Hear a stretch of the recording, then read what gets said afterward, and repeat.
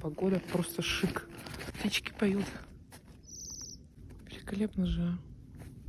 Пусть мама услышит, пусть мама придет, пусть мама меня непременно найдет.